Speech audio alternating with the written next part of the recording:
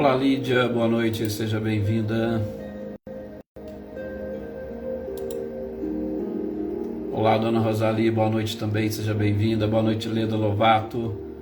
Boa noite, Cláudia Nori Eliane. Boa noite também, Andréia Dantas, Adriana Dantas, toda a família Dantas, né? A Dona Wanda, o Edivaldo, Márcio Marcos, sejam bem-vindos. Olá, Dona Leopoldina, boa noite também. Rosilene, Osmane e Diego, boa noite para vocês. Cidinha Vieira, muito boa noite. Boa noite também, Sr. Luiz Alberto. Oneida Alves.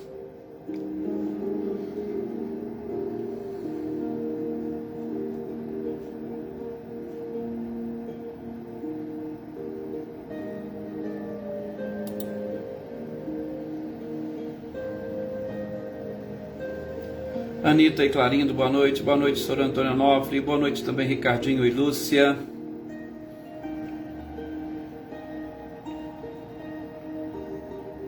Olá, Tuca, muito boa noite.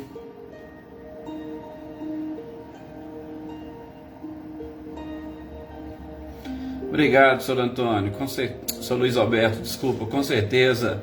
Muita paz e luz para todos nós. Absolutamente para todos nós.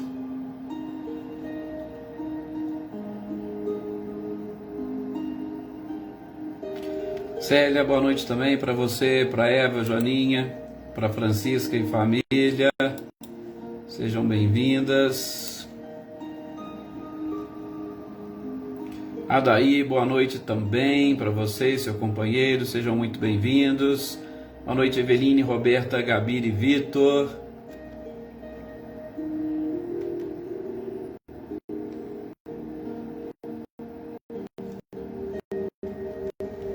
Ercília Machado, muito boa noite também, seja bem-vinda.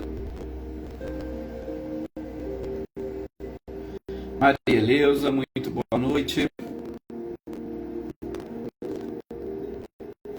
Bom, está na hora aqui de nós iniciarmos, né? Acabei atrasando um pouquinho para poder entrar, mas agora está tudo certo. Boa noite, Flávia, seja bem-vinda. Olá, Elisângela, Florência, muito boa noite também. Então, convido a todos vocês agora nesse instante a elevarmos o nosso pensamento, né? Marilza Abreu, Luciene Naves, sejam bem-vindas. Convido a todos e todas a elevarem nesse instante o pensamento ao nosso Mestre amado e querido Jesus e a essa espiritualidade que nos envolve, sobretudo o nosso anjo de guarda, os espíritos amigos que sempre nos assistem, a fim de que nós possamos e consigamos, com muito amor e com muito carinho, assimilar mais algumas informações, relembrar outras que nós já temos gravadas e que já estão no nosso inconsciente ou no subconsciente, para trazê-las ao presente, facilitando assim a prática no dia a dia e, em especial, somados às novas informações e a este nosso desejo sincero de seguirmos cada vez mais o Cristo, mudarmos completamente a nossa forma de viver, a nossa forma de ver e encarar a vida e, sobretudo, para que, desenvolvendo a fraternidade, a solidariedade e a caridade, consigamos avançar nessa estrada chamada evolução, progredir sempre e de maneira constante, para que a felicidade bata sempre à nossa porta e, de consciência tranquila, com a paz dentro do nosso coração, que nós consigamos também exemplificar a todos os nossos irmãos que este é o verdadeiro, por que não, o único caminho que nos leva à felicidade plena. Que essas bênçãos, essa paz e essa tranquilidade envolvam também o lar de cada um de vocês, todos os seus familiares, amigos, colegas, todas as pessoas que vos pediram orações ou a quem vocês gostariam de dedicá-las. Enfim, que a humanidade toda possa experimentar desses momentos que nós estamos aqui estudando, as vibrações amorosas de Jesus. Que assim seja. Muito bem, aliás, ótimo, né? Olá, Michele Rossato e Gabriel, boa noite também, Lourdes Ogata, olá, Jossanã, boa noite Marlene, e a todos os nossos companheiros aí da comunidade. Boa noite, Olga Colasso. Olá, Adriana Dantas, Dona Maria Geralda, muito boa noite também. Heitor, muito boa noite. Paz, força e energia para você, meu amigo. Iraci Prestupa, boa noite. Boa noite, Sr. Antônio Pazotto. Rosilda Martins também, seja bem-vinda. Mônica Freitas, Edna Bueno. E como sempre é um prazer imenso poder estar aqui juntamente com vocês, fazendo as reflexões em mais uma noite de estudos, leitura e estudo, né, Gisela Goulart, boa noite. E é interessante a forma como a gente procura justamente encarar, em especial porque, né, apesar do Sr. Luiz Alberto falar aí professor, não tem professor, nós estamos estudando juntos, né, Sr. Luiz? Daniela Diamantino, boa noite também. A gente estuda junto e, é claro, alguém precisa conduzir, fazemos aí as nossas pesquisas, trazemos as nossas informações, contamos muito com a inspiração da própria espiritualidade, sobretudo em momentos onde nós vamos estudar o Evangelho, porque como estudantes, nós, lógico, podemos sim contribuir com um pouco do que nós conhecemos, mas o que a espiritualidade tem a nos trazer é algo bem maior, fantástico, maravilhoso. Por isso a gente precisa abrir a nossa mente, por isso que a gente precisa estar com o coração aberto para receber essas informações, não apenas e tão somente aquelas que nós estamos aqui conversando, mas principalmente aquelas que o seu próprio amigo espiritual está conversando contigo, aí dentro do seu lar, no seu local de trabalho ou na estrada, onde você estiver. Então, que nós fiquemos atentos a todas essas informações e assimilando-as, facilitar assim o crescimento através do conhecimento. Iraci Rosa, boa noite também José Ricardo, sejam bem-vindos. E nós estamos nas segundas-feiras, aliás, segundas, quartas e sextas, para fecharmos esse ciclo de estudo das obras básicas do codificador da doutrina espírita, estudando o Evangelho segundo o Espiritismo. E o Evangelho segundo o Espiritismo, nós estamos no capítulo 12, Amai os vossos inimigos. Uma leitura que está nos ajudando muito a compreendermos melhor os ensinamentos do próprio Cristo. E nessa compreensão destes ensinamentos, nós estamos tendo acesso a muitos conceitos e conceitos diferentes para ajudar nessa compreensão perfeita de como modificar os nossos próprios comportamentos, de como modificar ou praticamente eliminar os nossos vícios e buscar a conquista das virtudes necessárias para essa perfeita integração com Cristo. E a gente vai aproveitando sempre dos missionários que tiveram a oportunidade de vivenciar parte desses ensinamentos e depois, através dessa doutrina, a oportunidade de trazer as suas mensagens, trazendo para nós informações e, em especial, uma visão do outro lado da vida, de como que as coisas funcionam, ou o reflexo daquilo que nós vivenciamos, daquilo que nós experienciamos neste mundo, nesta existência, lá no mundo espiritual, né? Marceleia, Guilherme e Luciano, boa noite para vocês, sejam bem-vindos. E sobre o duelo especificamente, nós já vimos algumas leituras, algumas mensagens, e hoje a gente vai ouvir uma mensagem de Francisco Xavier, que, como eu já havia adiantado para vocês, não é o nosso Chico Xavier, não, mas é um padre da Igreja Católica, que nasceu lá no século XVI, e naquele período, para ser mais preciso, 1506, naquele período ele já conseguiu demonstrar o carinho que ele possuía pela doutrina do Cristo. Francisco Xavier, como nós dissemos, é conhecido inclusive como um padre missionário. Ele tem até um título de patrono universal das missões. Ele divide, essa condição dentro da Igreja Católica de patrono das missões com Teresinha, Santa Teresinha do Menino Jesus. Muitos aí que são católicos devem saber do que eu estou falando, mas só para vocês se situarem. Então, Francisco Xavier é considerado o patrono universal dos missionários ou das missões. Por quê? Porque ele também foi conhecido, para vocês terem uma ideia, como o São Paulo ou o Saulo de Tarso do Oriente, porque ele desenvolveu essa tarefa de ir até o Oriente para ensinar, para revelar, para mostrar para aquelas pessoas os ensinamentos do Cristo. A gente sabe que o cristianismo é uma doutrina do Ocidente. O Oriente, bem mais antigo, ele traz as suas doutrinas religiosas, ou ele traz, como é que nós podemos dizer, um espiritualismo diferente do nosso. Inclusive, nós vamos identificar nessa biografia de Francisco Xavier que ele, depois de ajudar um fugitivo japonês, ele resolve ir lá para o Japão, para vocês terem uma ideia, para poder pregar os ensinamentos do Cristo. E o interessante é que lá naquele país era proibido batizar alguém, era passível inclusive de pena de morte. E ele foi, aceitou esse desafio e foi lá para o Japão, para vocês terem uma ideia de como ele é reconhecido como um grande missionário, né? Natália Silva, boa noite também. Cidinha, sejam bem-vindas. E ele não parou por aí, depois ele quis ir lá na China, então ele foi também para a China, só que na China, no Japão, se não me engano, ele ficou uns 3 anos, na China ele ficou 2 anos, e quando ele se preparava para embarcar de retorno, por volta de 1552, ele foi acometido de uma doença e ele veio a desencarnar.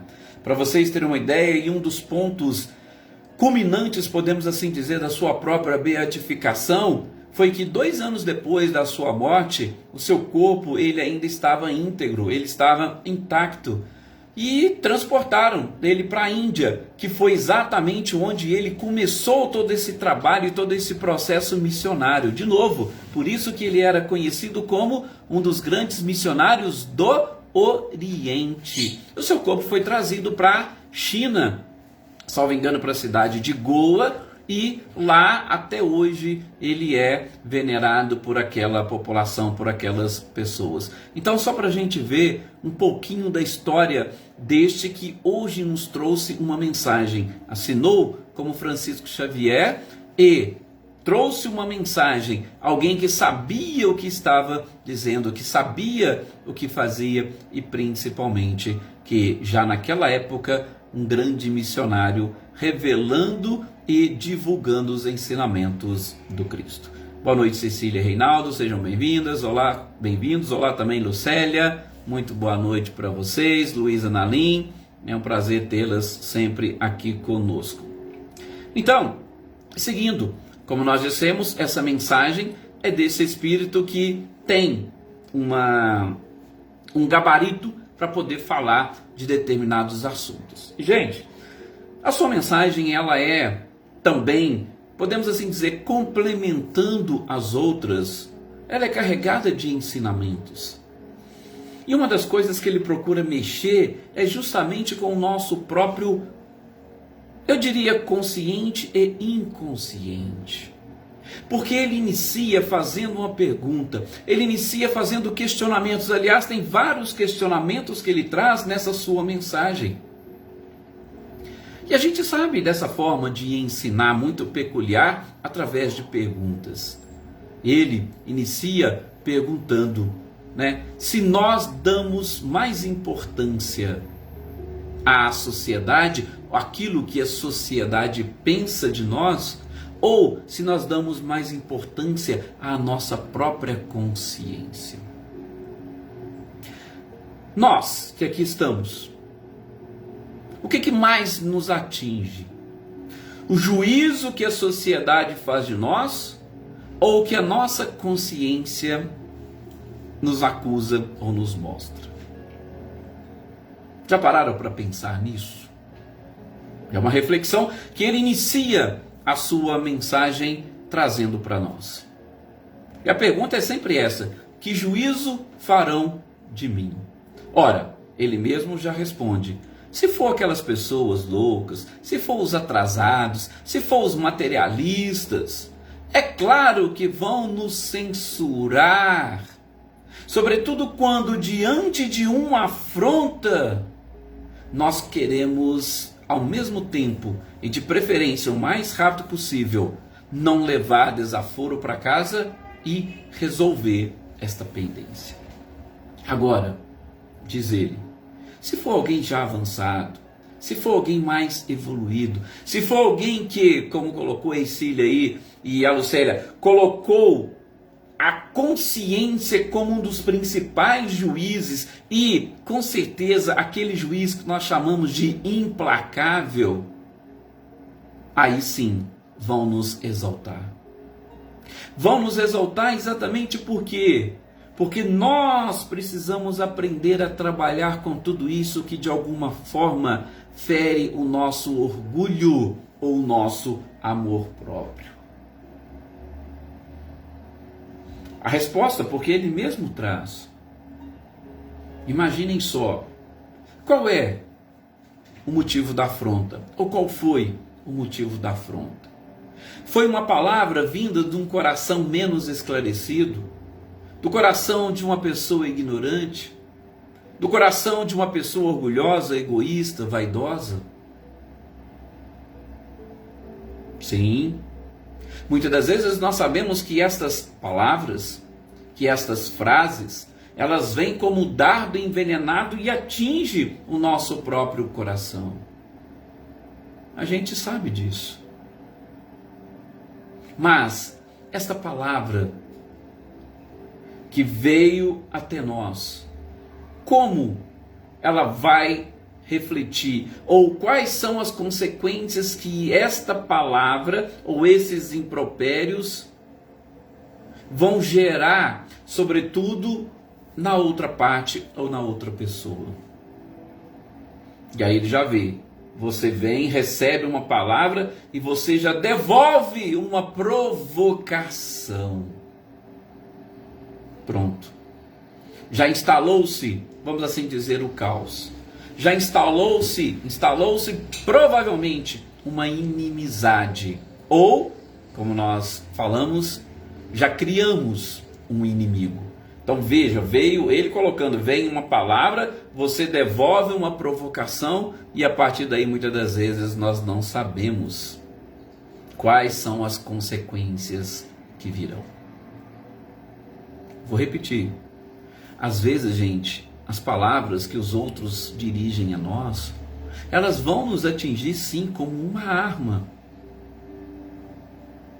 Mas a sequência disso é que Francisco Xavier procura trabalhar aqui. Ele primeiro já coloca, você já parou antes de voltar à provocação?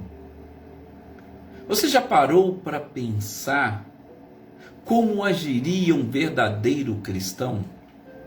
Ora, quando a gente ouve, quando a gente lê essa frase, a gente já volta lá atrás e lembra daquilo que o próprio Cristo disse sobre a necessidade de orarmos e vigiarmos. Gente, orar e vigiar não é depois das coisas acontecerem. Orar e vigiar é exatamente antes de acontecerem. Principalmente quando a gente volta lá no Evangelho e busca a parábola das virgens prudentes. Não vou ficar me alongando muito a ela aqui, mas aquelas virgens que estavam esperando o noivo. Algumas não foram prudentes o suficiente e acabou o óleo. E aí elas ficaram na escuridão. Ou saíram para poder buscar e com isso vão perder a chegada do noivo. Aquelas prudentes já prepararam tudo antes. Por quê? Porque ele nunca avisa qual que é a hora e qual é o verdadeiro momento. Orar e vigiar é exatamente antes. Claro que nós aqui não estamos para, nesse instante, simplesmente querer passar uma borracha ou apagar. Não. O nosso passado, ele já está escrito. Nós estamos aqui buscando comportamentos novos para o futuro. As reparações pretéritas, elas vão continuar. Elas precisarão reparar o mal feito. Lógico que a reparação também é tema para outras discussões, A reparação pode ser de formas distintas. Não precisamos sofrer para reparar. Não, mas isso é outro ponto. O detalhe aqui é a mudança e alteração do comportamento para frente. Agir como as virgens prudentes e já deixar o óleo preparado, porque a gente não sabe quando o noivo chegará. Nós não sabemos o dia de amanhã, nós não sabemos o momento do nosso desencarne, nós não sabemos o momento em que seremos provocados, e principalmente provocados para dar testemunho dos ensinamentos do próprio Cristo. Então, é preciso nós estarmos sempre preparados, porque o duelo não é só aquele que se relaciona ao passado. Francisco Xavier já vai trazendo para nós uma preparação para o futuro. Mas ele não deixa de trabalhar essas reflexões e reflexões que poderão advir para complementar o ensinamento e as informações que ele nos traz. Por exemplo, ele vai nos dizer sobre as contas que a gente vai ficar devendo à sociedade. Imagine só, veio a ofensa, você solta uma provocação e nessa provocação já marca o duelo. O duelo, como nós sabemos, é ou a vida dele ou a minha, ou a vida dela ou a minha. É ela ou eu perante a própria sociedade, muitas das vezes perante a própria verdade. Ampliando, a conceituação. Mas ele fica aqui mais adstrito à interpretação pretérita. Imagine você se colocar exatamente neste duelo. Já imaginou como é que vai ficar a sua própria consciência? Ou como vai ficar o remorso quando você, vencedor deste duelo, tirou, por exemplo, a vida de uma mulher, deixando o seu marido sozinho em casa?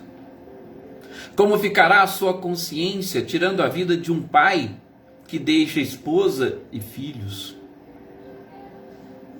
Como fica a sua consciência tirando filhos dos pais? Veja, lógico que nós vamos ficar realmente devendo para a sociedade. Por quê? Porque todo este ato vai gerar um prejuízo social maior do que a gente imagina. Não é apenas aquela pessoa que desencarnou que será, aspas, prejudicada pelo nosso comportamento. Tem também os dependentes, temos os familiares. Então, ele joga essa pergunta. Tudo isso para nós fazermos uma ponderação. O que vale mais? Será que você guardar um coração, ainda que seja magoado, ele vale mais do que a vida de alguém que pode gerar uma mágoa ou um remorso ainda maior? Olá, Joana Carneiro, boa noite, seja bem-vinda. A gente já parou para poder pensar nisso? Nas consequências, e quais consequências seriam piores? Ele vai dizer, claro, nós não estamos falando que quem provocou tudo isso não é obrigado a reparar ou não vai reparar. Claro que vai. Porém, o que seria mais honroso diante de tudo isso? A reparação dele espontaneamente feita e realizada? Ele reconhecendo as suas faltas? Ou vocês acham que a reparação vai vir exatamente pela sua morte através de um duelo? Não, eu preciso ir à desforra e ele precisa morrer. E aí tá, tudo bem, como diz Francisco Xavier, ele morreu, resolveu o seu problema? Ou a morte dele trouxe mais problemas para a sociedade, para ele e para você? Porque não está em jogo apenas e tão somente o amor próprio. Não está em jogo apenas e tão somente um coração magoado. Não. Está em jogo, num duelo, a vida física, a existência física de uma pessoa. Que, com certeza, no máximo que ela fez foi provocar o seu próprio orgulho. Porque se ela tivesse atentado contra a sua própria vida, diferente. Mas ela mexeu com o seu orgulho e a desforra vem pela vingança através de um duelo. E o outro questionamento lançado por Francisco Xavier: você vencendo esse duelo, vai desaparecer completamente a afronta? Você automaticamente vai esquecer tudo aquilo que aconteceu? O seu coração vai estar limpo?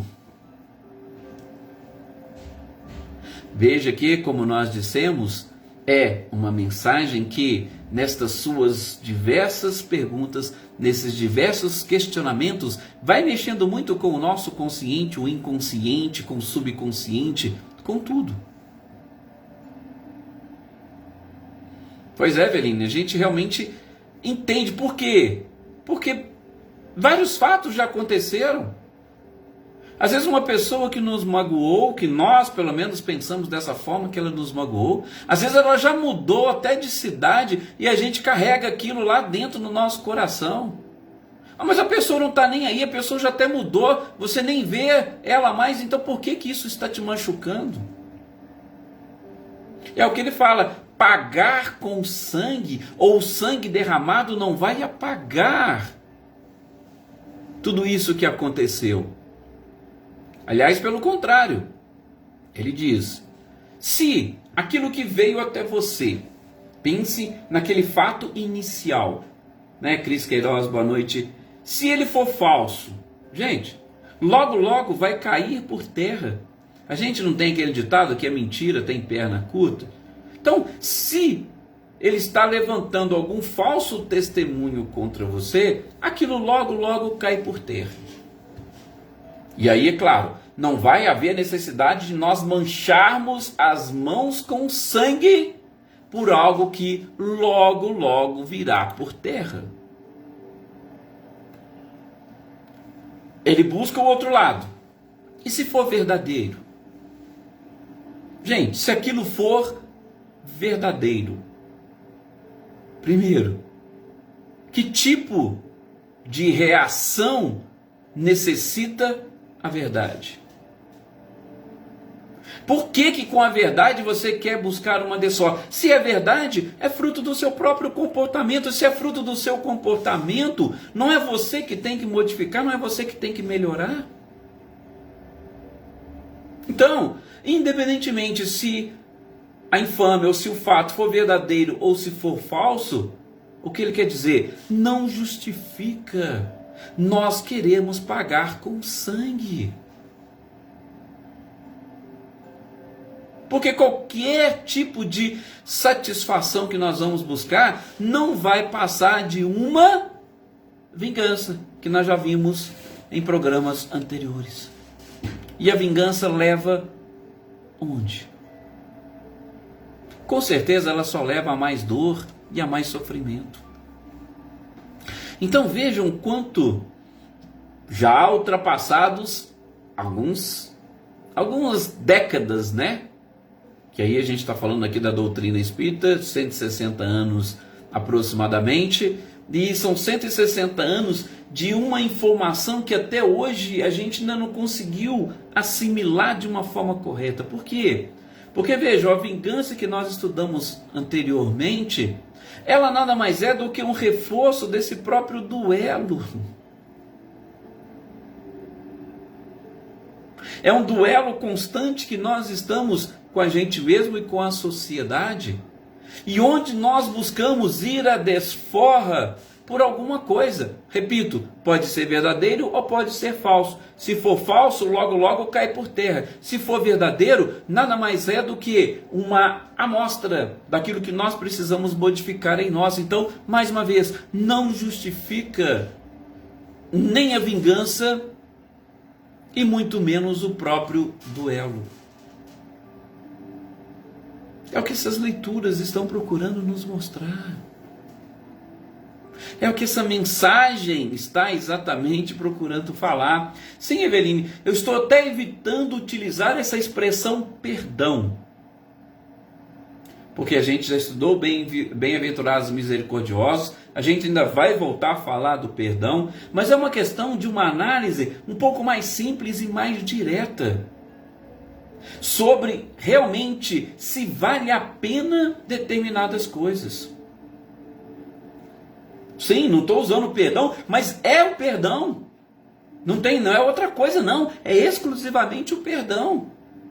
Mas é porque às vezes a gente utilizar essa expressão perdão, ela pode ter um peso, uma conotação ainda maior. É a gente parar para pensar e analisar, fazer essa reflexão como ele fala. Espera aí, eu sou cristão, esse pensamento é um pensamento correto? Porque muitas das vezes a gente vai querendo buscar, né, o perdão, a gente tem dificuldade porque a gente acaba não compreendendo. E aqui é uma questão de compreensão e análise. Espera aí, se acontecer isso, tudo para ajudar, chegar exatamente no perdão. Perfeita a sua colocação. E a Lucélia ainda põe, né? Só o amor merece revanche. Com certeza. Com certeza. Mas, repito, a gente sabe das dificuldades da própria sociedade em que vivemos. Por isso que ele começa com as perguntas.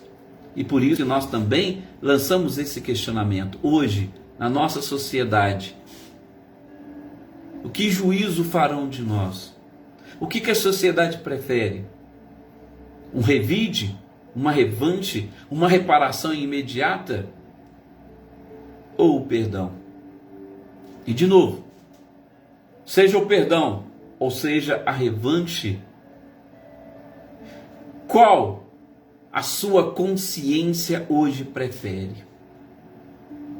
Qual desses, a revanche ou o perdão, vai colocar fim ao seu sofrimento? Ou vai te aproximar mais do fim do seu sofrimento? Talvez não resolva naquele instante, mas qual deles vai te aproximar mais do fim do sofrimento? A revanche ou o próprio perdão? A compreensão de tudo aquilo que está acontecendo e das pessoas? Não nos esqueçamos que nós estamos aqui para buscar a nossa evolução, o nosso progresso, sobretudo instalando o reino dos céus dentro do nosso coração. Aquilo que Jesus procurou exatamente nos ensinar.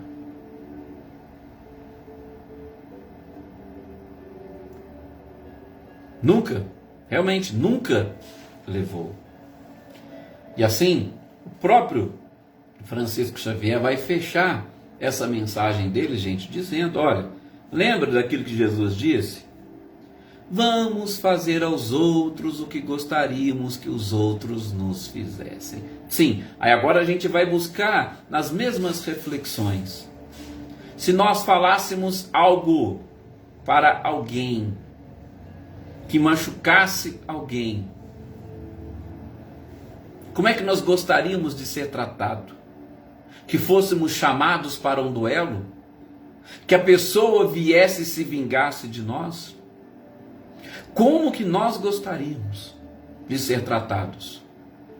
E aí, nós vamos fazer a mesma coisa. Quando alguém traça alguma palavra, algum impropério, alguma infâmia, alguma calúnia, uma difamação, vamos tratá-lo da forma como gostaríamos que eles nos tratassem? Vamos pensar e refletir se aquilo ali não é fruto de um ato impensado, não é fruto de uma influenciação, não é fruto de uma ignorância. Vai ficar muito mais fácil e mais simples os nossos relacionamentos, eu tenho certeza. Porque ele coloca que se a gente trabalhar exatamente em cima dessa frase, fazendo aos outros, gostaríamos que os outros nos fizessem, logo, logo, desapareceria do nosso globo duelos, guerras, a vingança, a maldade, tudo aquilo que vocês imaginam. Por quê? Porque sobressairia a fraternidade, a solidariedade, a caridade, etc, etc e etc. E assim, meus queridos companheiros, nós fechamos essa mensagem de Francisco Xavier, que redundou um pouco mais de reflexões. E no nosso próximo encontro, a gente fala da mensagem de Agostinho. Mais uma mensagem para nós avaliarmos sobre o duelo, que com certeza estamos trabalhando muito. Foram várias mensagens sobre este mesmo ponto.